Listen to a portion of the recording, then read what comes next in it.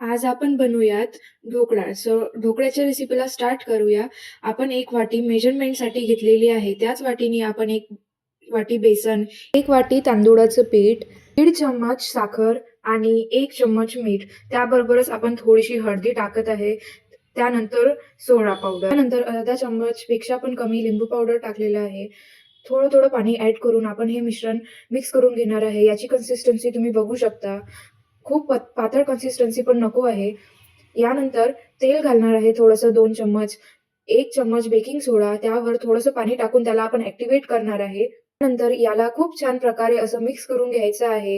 हे बॅटर तुम्ही बघू शकता कशाप्रकारे फुललेलं आहे. ढोकळ्याचं ताटसुद्धा गरम झालेलं आहे आणि यामध्ये आता आपण बॅटर टाकणार आहे. याला 15 ते 20 मिनिटं होऊ द्यायचं आहे.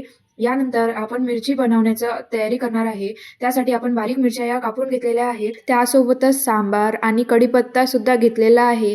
यांनी ॲड केल्यानंतर त्याला छान टेस्ट येतो आणि खूप छान क्रिस्पीनेस येतो. व्हिडिओला लाईक करायला आणि चॅनलला सबस्क्राईब करायला नक्कीच विसरू नका. ढोकळा चेक करून घेणार आहे. मिरच्यांचं तेल बनवणार आहे. त्यासाठी कढईमध्ये आपण तेल टाकणार आहे. मोहरी छान तडतड झाल्यानंतर जिरं नंतर आपण लगेच कढीपत्ता ॲड करणार आहे. कढीपत्त्याची खमंग अशी फोडणी घातलेली आहे.